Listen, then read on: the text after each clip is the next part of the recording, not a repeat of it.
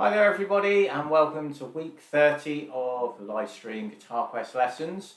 Hope you're all keeping well, hope you all had good weeks, and I hope guitar practice has gone more well, even most importantly in a way. So yeah, we're going to carry on where we left off from the other week, so working on a couple of bits and pieces from Guitar Quest 2. I also sent round the score to Day Tripper and Come As You Are, so hopefully you've all received those, and we are going to get stuck into those today, time permitting anyway, so we should be able to do that. So hopefully you know the drill by now, but what we want to do is, if you've got any devices on that might ping notifications at you, maybe turn those off so we get our dedicated half an hour. If there's any children watching, then adults, just if they could stay in the room to help sort of guide through any bits and pieces that maybe you're finding difficult. That would be always helpful. Excuse me. And yeah, without further ado, we're going to get going. So you probably know the drill by now, so we're just going to check our tuning. So compare to the notes I'm about to play. So it's our bottom E string.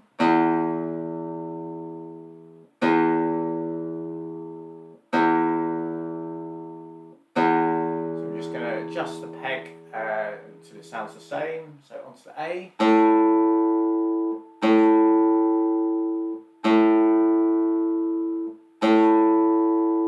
And D. And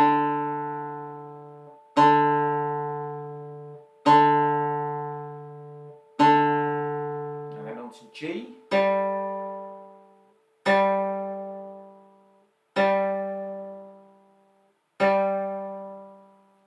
And B.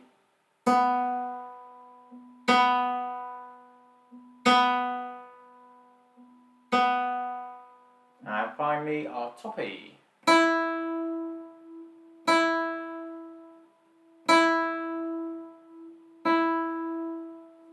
Okay, good. So I just need to adjust my screen just a little bit there. So right, do let me know if you found anything challenging from what we covered last week, if there's any bits you want to go over in particular. We will be going back over the newer exercises from last week anyway, so hopefully that'll cover everything. But if you have any particular questions or whatever, do just fire away, chuck them in the chat, or if you're not watching this live, put it in the comments underneath the video and I'll get back to you. So, what we're going to do to start off with is start with number 22 in Guitar Quest 2. So this is the Spanish dual accompaniment. So we don't usually start with chords, but we're going to do it today. You know, why not do something a little bit different? So the chords we need to be playing today then, we've got A minor, D minor, and E. It's just those three chords. Very common kind of combination of chords that you'll find, depending on styles of music and things as well, obviously. So the rhythm predominantly that we're playing, so we have the notation in the book there. So we're going down on one, down on two, and then we're going to go down up on beat 3, and then I've got a rest in on beat 4. Whether you want to cut the sound off or not, I'll leave that up to you. It doesn't really make a huge amount of difference. In theory, we should do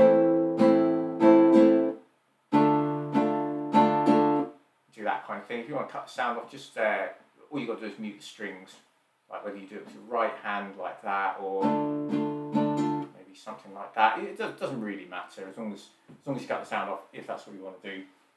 For our purposes, if you want to let the sound ring on, that's fine as well. So just watch out for the final bar where we have the 3 strums of A minor. I think that's the only one that's different. So we're just going to go 1, 2, 3, and then we've got the rest, and then we repeat.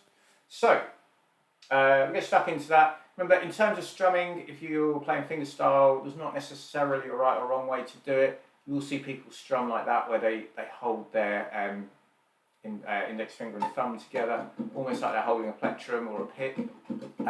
That's fine to do. I don't really see any benefit to doing that personally, so I would suggest go with the thumb or the index finger. You could sort of bunch your fingers together and strum down as well, but if you get that kind of sound, then your fingers are going one after the other, and so you probably want to try and avoid that because it'll make it sound a bit messy. But anyway, let's give it a go. So starting on the A minor, after 4. Okay, so 1, 2, 3, 4, and down, down, down, up, change to the D minor, back to A minor, and E, back to A minor, D minor, E again, and 3 strums on A, 2, 3, rest, back to the beginning, stay on the A minor, to D minor, back to A minor, then to E, back to A minor, to D minor, then to E, and finally A minor for 3. Okay, so give yourself a pat on the back if that went well. As I've mentioned several times before, it's always good to acknowledge the wins. Playing chords can be a bit more difficult initially, so if you found that tricky, just take the time, in your practice, and just, can you move your fingers, like particularly A minor to E, can you move these fingers almost as a block rather than sort of one after the other or anything like that. So yeah, any little thing you can do that you think, okay, that sort of enables me to change the chords a bit quicker, any commonality between the chords and that's going to be a good thing. So okay, let's turn the page then. So we're going to go on to exercise 23. So this is our E minor pentatonic scale. We are going to play this a couple of times today. First of all, we're going to play it just all together. So I'll count to 10 after 4. And then I'm going to put a metronome on. For anyone who's watching who doesn't know what a metronome is, it's basically just a device that plays a steady beat. You'll hear it in a minute. It just clicks away a certain number of beats per minute, and we're going to go for 70. That'll become clear in a minute. So let's have a go. E minor pentatonic scale. If you can, try and use your index and middle fingers to work across the strings. This was your plucking hand, that is. Yeah, try not to use the thumb for everything. We don't want to be over reliant on the thumb, and that is an easy trap to fall into. So okay, let's give it a go. So after 4, just take it at a nice steady speed. Okay, so 1, 2, 3, 4.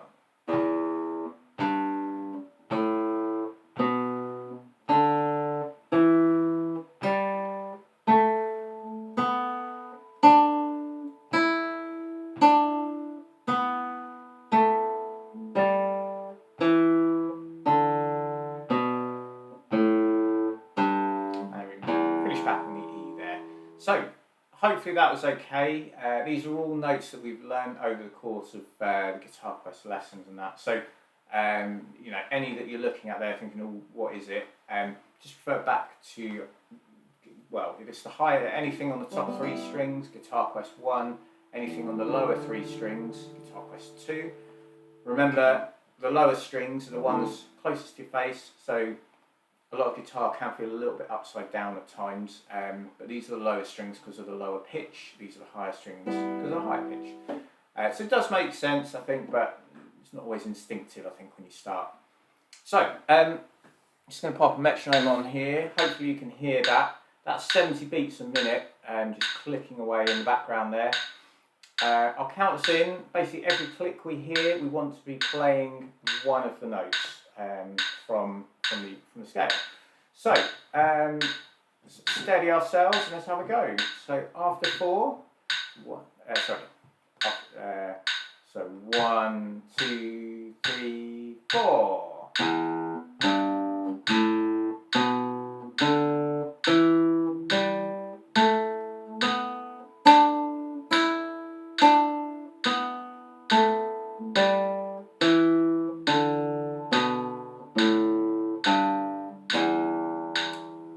Okay, so that's a little bit faster than how we played it a couple of minutes ago. That speed, 70 beats a minute, is typical of kind of grade 1 standard. So if you found that easy, then that's great, that's brilliant. If you found it a bit tricky, you could always put a metronome on a little bit slower, like maybe go to 50 or something, whatever feels appropriate to you. Get in time with it, then just gradually incrementally increase it, so maybe 55, 60, that kind of thing. So, okay, we've got quite a bit to get through today, so I'm going to rattle on through the next couple of bits. Obviously, if you've got any questions, do fire away. But what we're going to go on to now is exercise 24. It's a stranger on a horse. So we went through this one last week. So the main thing to watch out for is the note B at the end of the second line, which normally we think of getting on the 5th string at the 2nd fret, but actually now we're going to get it on the 6th string at the 7th fret. It's the same note. We're going to play it there, and then we're going to slide down the fretboards, hopefully in time such that when we finish that slide, we're then ready for this bottom E string, which is the next note. So for example, we go 1, 2, 3, 4. So that kind of idea anyway. So hopefully if you've been practicing that, that sort of makes sense, and it's sort of falling into place. I would say one of the complexities of the guitar, and this song sort of introduces us to it, is that you can find the same notes in lots of different places on the guitar. So once you've learned the fretboard, and that's sort of what we're gearing up towards, then your choice becomes, well, do I play what I've got to play, whatever that might be, here, or maybe here, or even over here somewhere, and you make that decision usually based on the range of notes that you're going to be playing. So if you need to play high notes, you probably start over here. If you've got to play low notes, you probably start here, because you don't want to be jumping up and down unnecessarily. The only real exception to that, I would say, is from a showmanship perspective. So, when you've progressed on a little bit more and you're out gigging somewhere and you want to look cool and stuff like that, then you might jump around the fretboard a little bit more, but you'll be so confident by that stage that it will all be fine. So, but I will leave that in your capable hands. So, okay, so let's give it a go then. So, the other thing just to watch out for is the repeat mark right near the end of the song and the first and the second time bars. So we'll play from the start up to bar 12, go back to the beginning, play it all again except for bar 12 and skip over and play bar 13. So let's give it a go. After 4, so 1, 2, 3, 4.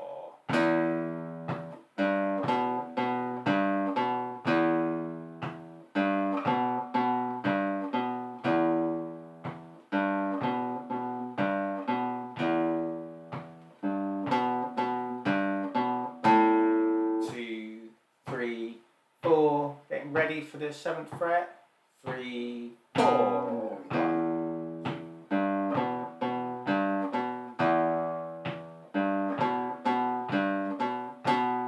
2, 3, 2, 3, up to the 7th again, back into the riff. Back to the beginning.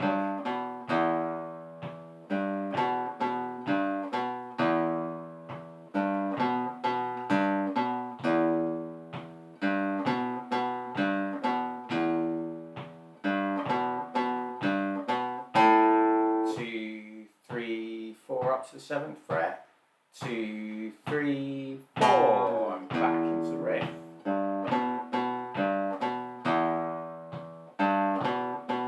Into the B, 2, 3, up to the 7th fret, 3, 4, and back in. Second time bar, 2, 3, 4.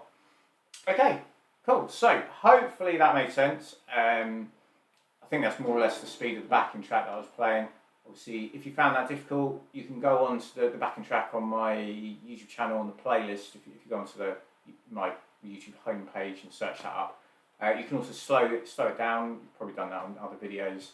So just drop the speed to 3/4 speed if you found it a bit fast, and just try and play along with it, and then put it back up to normal speed. Yeah, I mean, I've tried to pace these or put the tempos such that they're a manageable pace. So it gives you a challenge, but not dishearteningly so.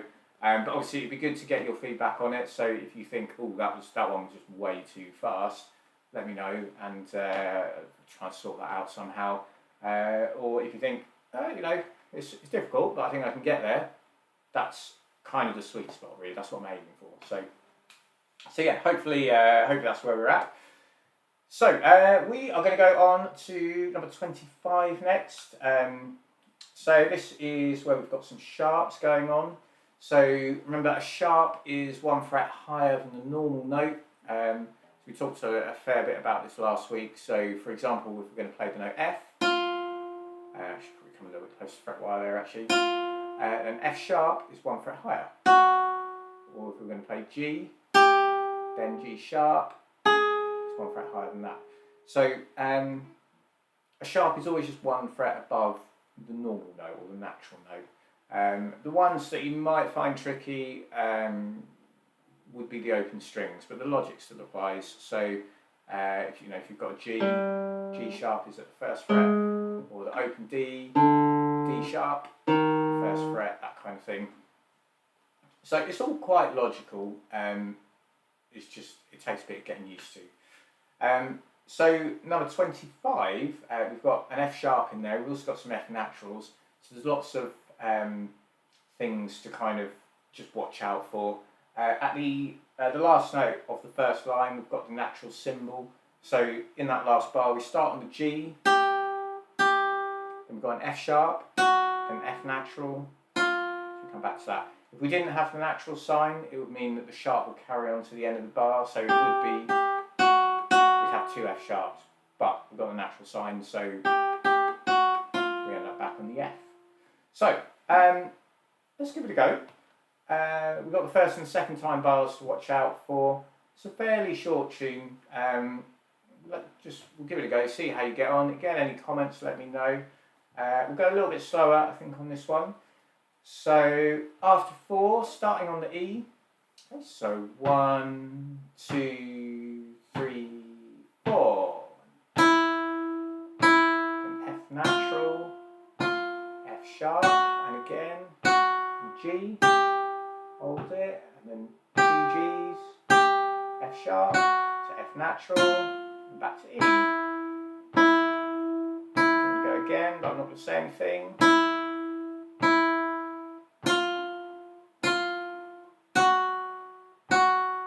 And the second time bar. 2,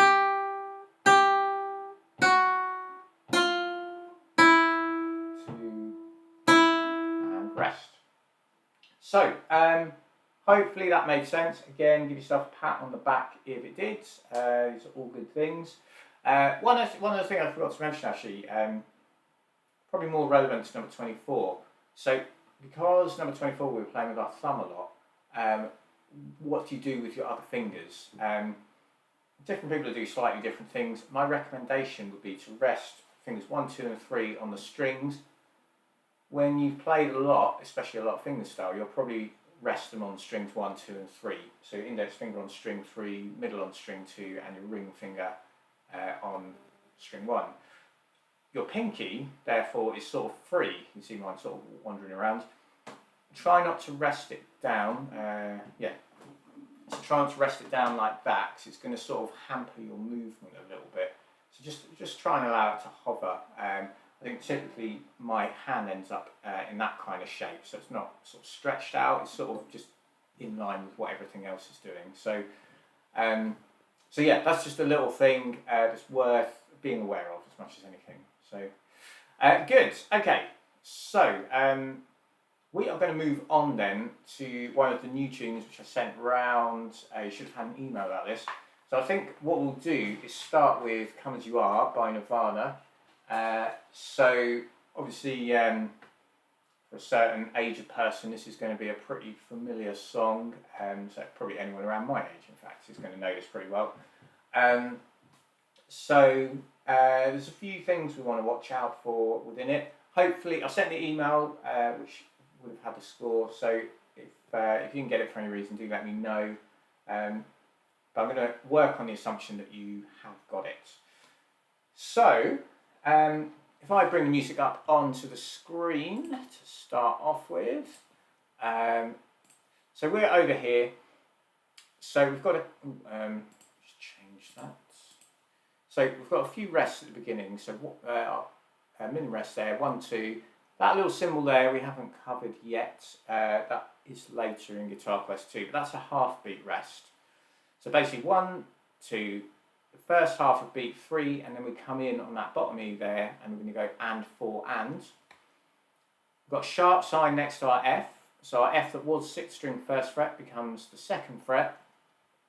Then we go up to the A, back to the F sharp. Remember the F sharp lasts until the end of the bar unless we see the natural sign, which we've got over here. So going back, so we've got F sharp, A, F sharp, A, F sharp, F sharp, F. And then onto our bottom E, up to the B, 5th string 2nd fret, a couple of bottom E's again. That one's tied, so we don't play that one, and we're just going to let this one here linger a little bit more. Then up to the B, and then E and F. So, let me get rid of that for a minute. And I'm just going to demonstrate. So, we go nice and slow. Okay, so the timing as we count in is going to be 1, 2, 3, and 4, and 1, 2, and 3, and 4, and 1, and 2, and 3, and 4, and 1. And then I forgot to mention it, but we've got the repeat mark there. So you come back to the start of the first sort of main bar there, or bar 2, as I should really describe it. So, what I would also suggest, I think it sounds nice, in bar 2 there, when you're on that F sharp, try and hold it down and let those notes ring into each other. That sounds really nice. If you lift the finger off, it just sounds a little bit fragmented really. So in terms of trying to make things just sound as nice as possible and take advantage of the character of the guitar, I would hold that finger down. So yeah, so bar 2, and then we come back to that F there. And as we go into bar 3, we've got the bottom E string, middle finger to the note B. And again, what we're going to do is hold that B down in this bar. So 1 and 2 and. Nothing on beat 3 because we've got the tied note, so we're just going to let that note ring. And then we've got the B, back to our bottom E, and then F, and then we come up to the F sharp again because we're going to repeat. As it says at the end of the first line there, 11x, so that's 11 times. So if you listen to the song, it's that main riff that goes on for, I think I said in there, it's like 50 seconds roughly or something of just that riff. So a lot of times that we're going to play it. So let's give it a go together. Hopefully this is all sort of vaguely making sense. We go nice and slow. But our counting is going to be 1, 2, 3, and then we go on the and. Okay, so remember, as we're counting, I'll count the ands this time anyway. Typically when you're playing, you don't necessarily want to be counting the ands as such, but you just know that they're there in between the numbers. Once you get more comfortable playing, you won't count probably anyway, but you know, for where we're at, we're going to just count to try and make it nice and clear. So, okay, so after 3, okay, so really slow this time, okay, so 1 and 2 and 3 and 4 and 1 and 2 and 3 and 4 and 1 and 2 and 3 and 4 and then back again. 3 and 4 and 1 and 2 and 3 and 4. I'm going to repeat again.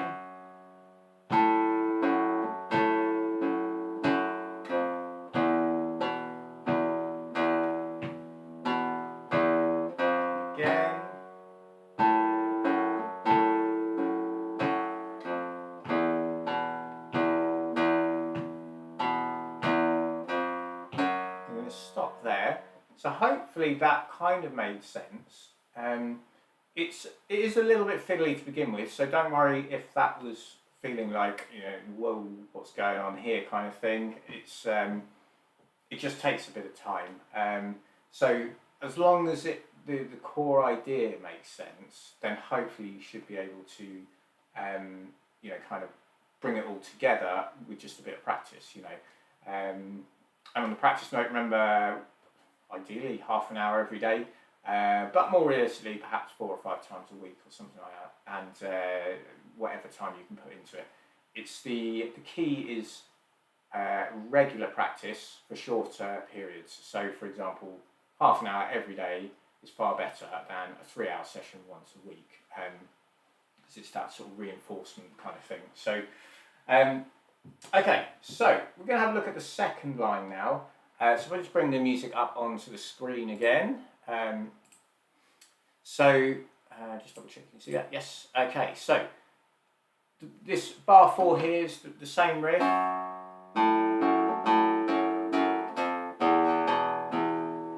And this E, B, E, that's all the same as before. And then here, this is the musical notation for the E chord. So I've just put it down there just to remind you of how to play the E chord. We played it earlier anyway, so hopefully it's reasonably familiar. So we're going to strum, this is our up symbol, so we go up on the and after 2, it's tied on beat 3, so nothing, we're not going to play there. We go up again on the and after 3, down on 4, and then on the and after 4 we're going to cut the sound off. So if I just drop that away again.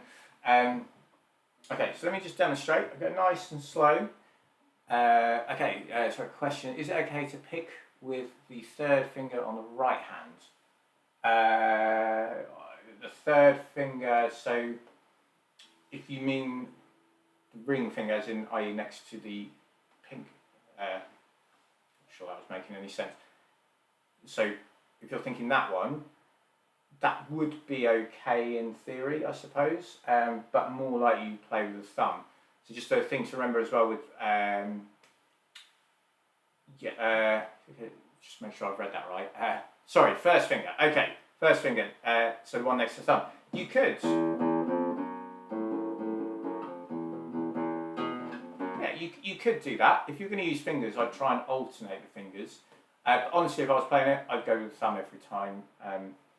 It's easier. Remember as well, originally this would have been played with a plectrum anyway, so we're doing a fingerstyle version of it, so it's not like there's a specific right or wrong. So, kind of go with what works for you at this stage, I think. But yeah, thumb would be my recommendation. So, yeah, coming back to the second line then, if I just demonstrate, okay, so still confusing the guitar fingers, yeah. If you play piano, unfortunately, that is something that's going to be a bit of an issue, possibly for a while.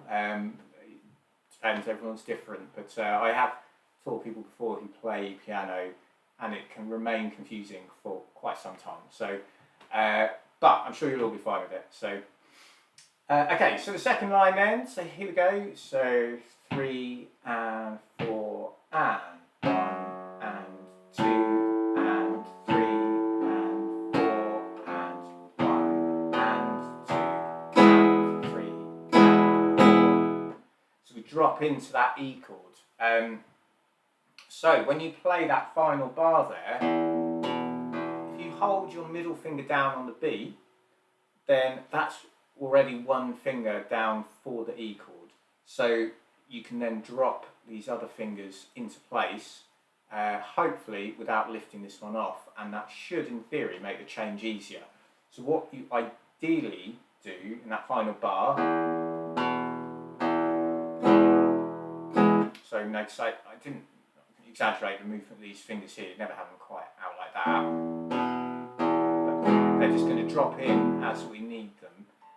If you're keeping your fingers close to the fretboard, it's going to look almost like they're down already, but then they're not actually. So, and what you don't want to do is come off and then back in. I suppose in theory that is fine to do if you can drop into that E chord perfectly, smoothly, without any issues.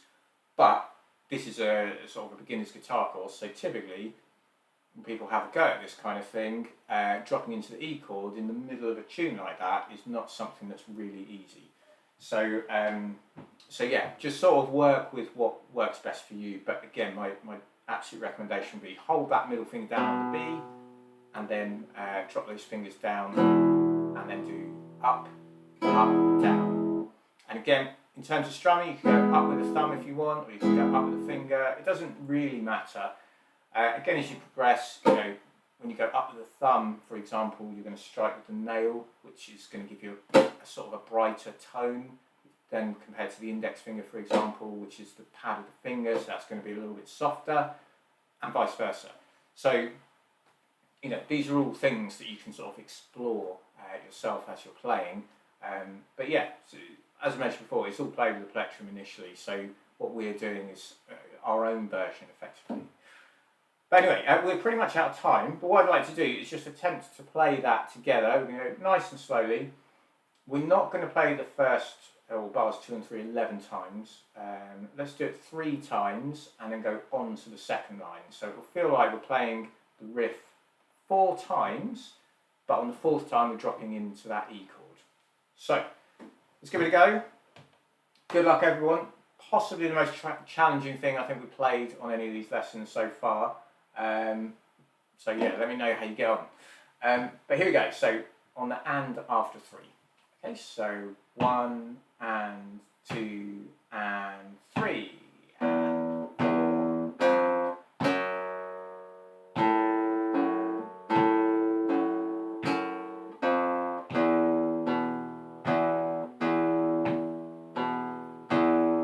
So second time.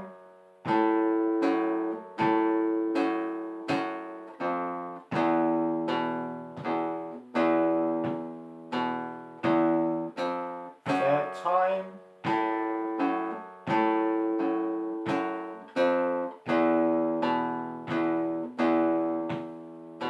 Onto the second line.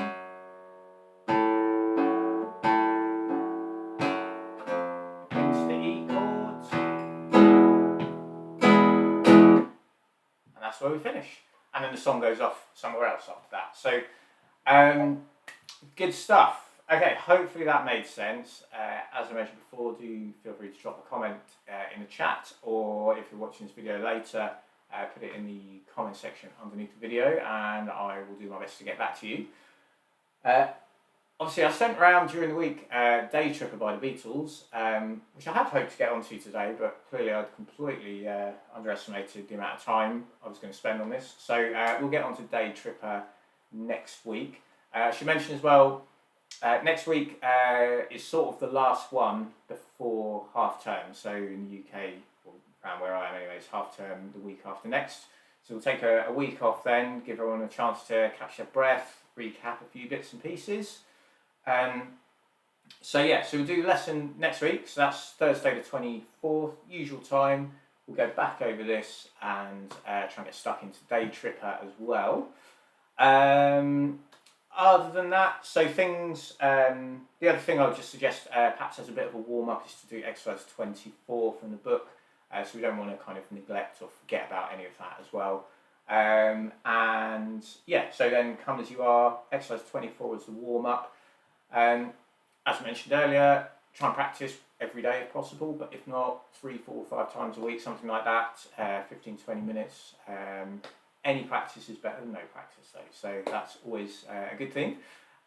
If you enjoyed the video, or this lesson rather, then please do give it a thumbs up. Share away, let me know what you think, share with other people, that kind of thing.